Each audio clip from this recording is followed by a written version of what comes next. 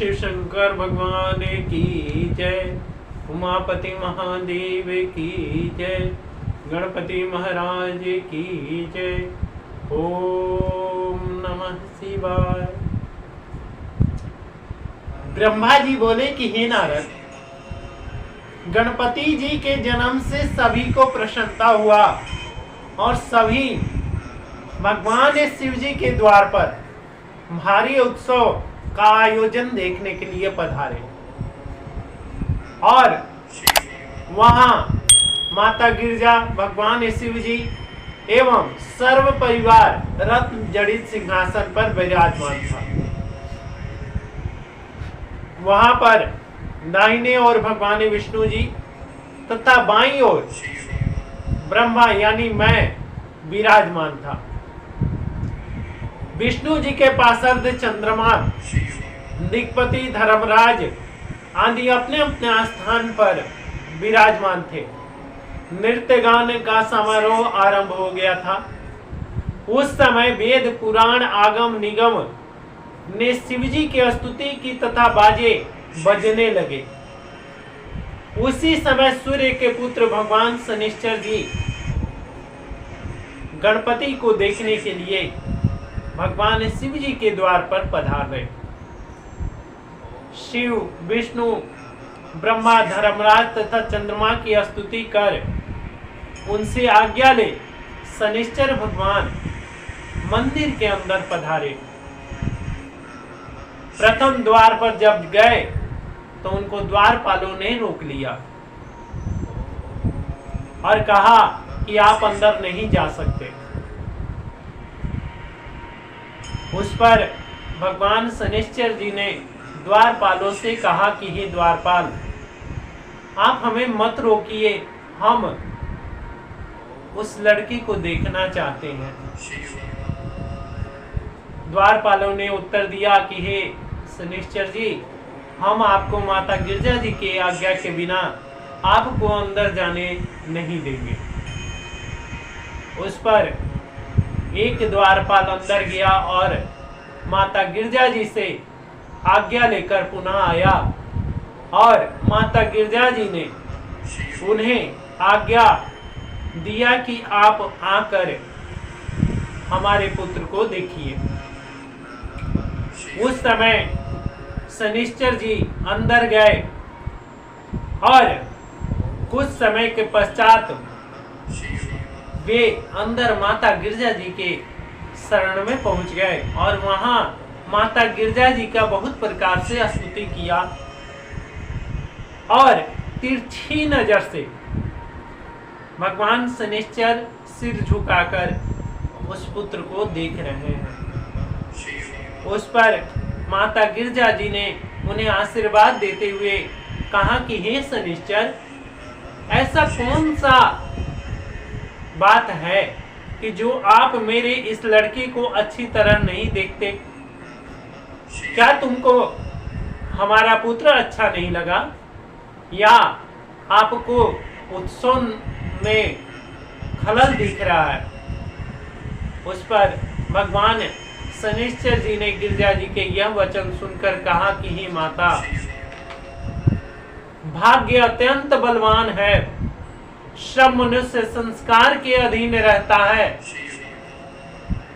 तथा शुभ अशुभ कर्म दोनों लोगों के दूर नहीं किया जा सकता। आगम,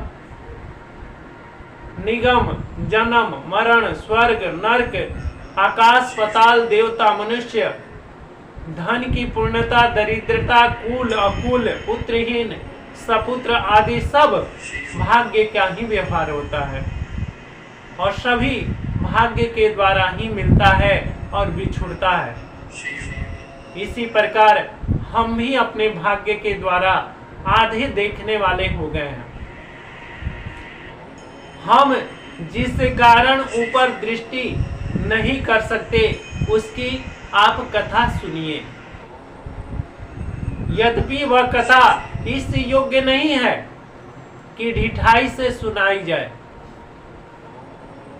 फिर भी आप मेरी माता हैं और मैं आपका पुत्र हूं, मैं बचपन से ही भगवान शिव जी का परम भक्त हूँ और उन्हीं के ध्यान पूर्वक तप में संलग्न रहकर उन्हीं के नाम का जप करता रहता था। जब मैं यौवन अवस्था को प्राप्त हुआ तब मेरे पिता भगवान सूर्य ने मेरा विवाह कर दिया। चित्ररथ की कन्या ने, जो मेरी पत्नी थी, मेरी बड़ी सेवा करती थी और संयोग से ऋतु के दिनों में निश्चिंत होकर स्नान श्रृंगार करके तिरछी चितवन किए हंसती हुई मेरे पास आई और बोली कि आप मुझे देखो और मेरी इच्छा की पूर्ति करो। मैंने उनकी ओर कोई ध्यान नहीं दिया तथा इसी प्रकार शिव जी के ध्यान में संलग्न रहा। उस समय मैं बहुत बुद्धिहीन था। मैंने उनके गुण वचनों को नहीं समझा। जब उसने अपने मनोरथ की सिद्धि होता हुआ ना देखा तब उसने मुझे श्राप दे दिया। तुमने बुद्धिहीन होते हुए बुद्धिमान की तरह ढोंग रचा और बुद्धिमान होते हुए बुद्धिहीन की तरह व्यवहार किया। अतः हम तुम्हें श्राप देते हैं कि तुम जिस पर अपना पूर्ण दृष्टि करके देखोगे वह जलकर भस्म हो जाएगा या उसका अनिष्ट हो जाएगा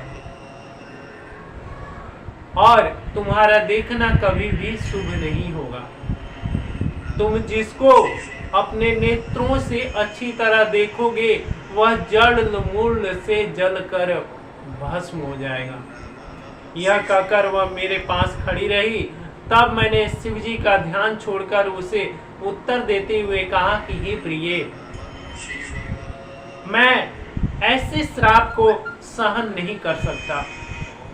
यह वचन सुनकर मेरी पत्नी ने दुख एवं नम्रता से अत्यंत लज्जित हुई और परंतु मेरे मन में किसी भी प्रकार का कोई खेद नहीं रहा।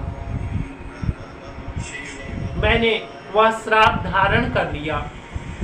मैं उस दिन से किसी वस्तु को अच्छी तरह आंख उठाकर नहीं देख सकता, क्योंकि मुझे जीव के निर्जीव होने का डर सताता रहता है और मैं भय के कारण किसी के कोई समारोह में भाग भी नहीं ले सकता। हे नारद, शनिश्चर के यह वचन सुनकर गिरजा अपनी सखियों सहित बहुत हंसी और बोली कि हे शनिश्चर, तुम हमारे पुत्र को भली भांति देखो। शनिश्चर यह सुनकर दुविधा में पड़ गए और गिरजा जी के पुत्र को देखूं या ना देखूं, यह विचार करते हुए उन्होंने दाहिने नेत्र के कोने से बालक की ओर देखा। उसी समय गिरजा जी का पुत्र का सिर उड़ गया। पार्वती यह दशा देख रोते बिलखने लगे तथा शनिश्चर को बुरा भला कहने लगी। उन्होंने लड़के का शरीर हृदय से लगा लिया और मूर्छित होकर पृथ्वी पर गिर पड़ी। यह दशा देखकर सब स्त्रियां भी रोने लगी और पूरा आनंद में विघ्न पड़ गया। रोने पीटने का शब्द सुनकर विष्णु आदि सभी देवता आश्चर्य के साथ मंदिर के अंदर गए तथा वहां सब दृश्य देखा। भगवान शिवजी भी संसारी मनुष्यों के समान रुदन करने लगे, क्योंकि भगवान की माया अपरंपार है। उनकी माया कोई भी नहीं जान सकता कि भगवान ने कौन सी लीला किस टाइम पर रचा है और किसके साथ क्या होने वाला है। आगे की कथा आप सुनने के लिए हमारे चैनल पर आइए और सुनिए कि भगवान शिवजी ने और विष्णु भगवान ने उस पुत्र का क्या किया। बोलो शिव शंकर भगवान की जय।